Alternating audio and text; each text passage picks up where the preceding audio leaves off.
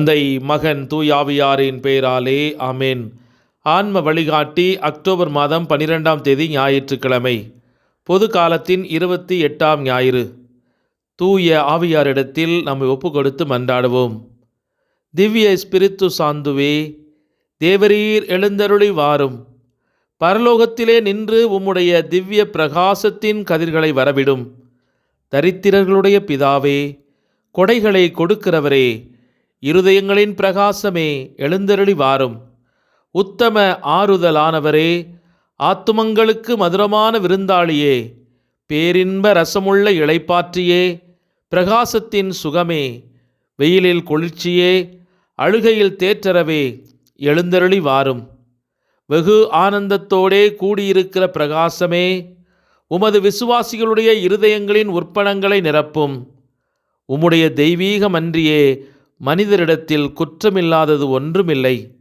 அசுத்தமாயிருக்கிறதை சுத்தம் பண்ணும், உலர்ந்ததை நனையும், நோவாயிருக்கிறதை குணமாக்கும், வணங்காததை வணங்க பண்ணும், குளிரோடிருக்கிறதை குளிர்போக்கும், தவறினதை செவ்வனே நடத்தும்.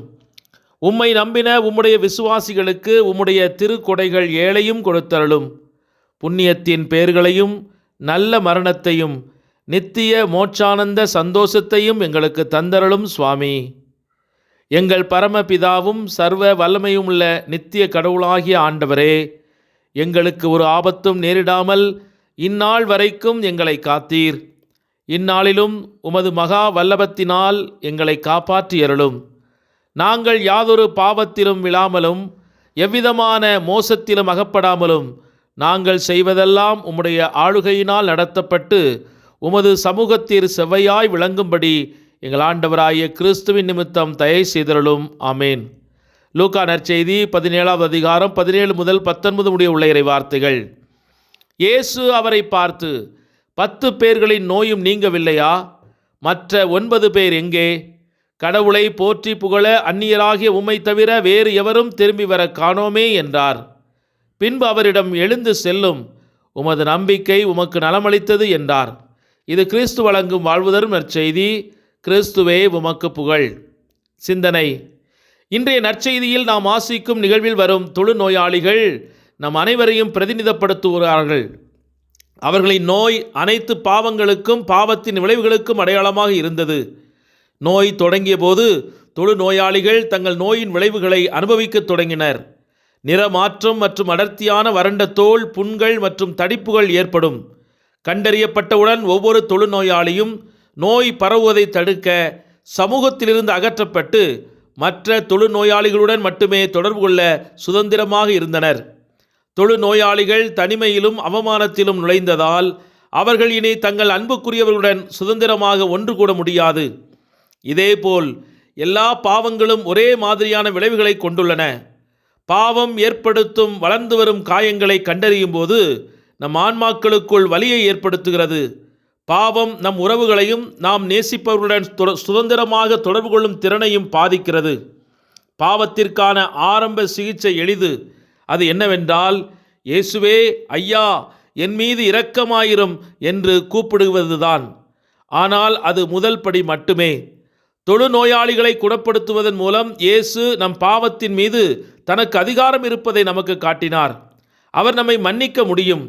நாம் அவருடைய கருணையை நாடும்போது நம்மை மன்னிப்பார். ஆனால் மன்னிப்பு நம்மை விசுவாசத்திற்கும் வைராக்கியத்துடனும் உறுதியுடனும் கடவுளின் சித்தத்தை பின்பற்றுவதற்கு இட்டு செல்லவில்லை என்றால் அது சோகத்தில் முடிவடையும். பாவ மன்னிப்பை நாம் சாதாரணமாக எடுத்துக்கொண்டால் நாம் முன்பை விட மிகவும் பரிதாபகரமான நிலையில் இருப்போம். திரும்பி வந்து கடவுளுக்கு நன்றி செலுத்த தவறிய 9 தொழுநோயாளிகள் கடவுளின் கருணையுள்ள கையால் தொடப்பட்ட போதும் தங்கள் வாழ்க்கையை மாற்றாதவர்களை குறிக்கின்றனர். கடவுள் நம்மை தொடும்போது நாம் அவருக்கு கொடுக்கும் பதிலின் முக்கியத்துவத்தை இந்த நிகழ்வு எடுத்து காட்டுகிறது. நாம் உரத்த குரலில் கடவுளை மகிமைப்படுத்த வேண்டும். அவர் முன் மண்டியிட்டு நமது ஆழ்ந்த நன்றியை தெரிவிக்க வேண்டும். ஒரு தொழுநோயாளி இதை செய்யும்போது இயேசு அவரிடம், எழுந்து போ, உன் விசுவாசம் உன்னை மீட்டு கொண்டது என்று கூறுகிறார். நம் ஆண்டவரிடமிருந்து வந்த அந்த கருணை அவருடைய ஆன்மாவை தொட்ட ஒரு கருணையாகும். அது விசுவாசத்தின் பரிசை அளித்தது. இந்த மனிதனுக்கு வெளியே சென்று நித்திய கிருபைகளால் குணமடைய உதவியது. பெரும்பாலும் நமக்கு ஒரு பிரச்சனை ஏற்படும் போது மட்டுமே நாம் கடவுளிடம் ஜெபிக்கிறோம். பின்னர் பிரச்சனை தீர்ந்தவுடன் நாம் நம் இறைவனிடம் சிறிதும் கவனம் செலுத்துவதில்லை. நம் வாழ்வில் கடவுளின் பங்கு நமது பிரச்சனைகளை சரி செய்வது மட்டுமல்ல, அவருடைய கருணையின் தொடர்ச்சியை, ஆழ்ந்த நன்றியை நம்மில் தூண்டி எழுப்ப வேண்டும். கடவுளுக்கு நன்றி செலுத்துவது என்பது உண்மையை ஒப்புக்கொள்வதை தவிர வேறொன்றும் இல்லை. ஏனென்றால் நாம் வாழ்வதும் இயங்குவதும் அவருடைய கருணையால். நாம் இன்று உயிரோடு இருப்பது அவருடைய நன்மைத்தனங்கள் இன்று நம்மீது பொழியப்படுவதினால். ஆகவே நாம் பெற்றுக்கொண்ட அனைத்திற்கும் கடவுளுக்கு நன்றியுள்ளவர்களாக இருக்க ஒவ்வொரு நாளும் முயற்சிப்போம். அதனையே நம் ஆண்டவர் நம்மிடமிருந்து எதிர்நோக்கி காத்திருக்கிறார். மனிதர்கள் உலகத்திற்காக செய்வதை கடவுளுக்காக செய்வார்கள் என்றால் எவ்வளவு அதிக எண்ணிக்கையில் கிறிஸ்தவர்கள் மோட்சம் செல்வார்கள்.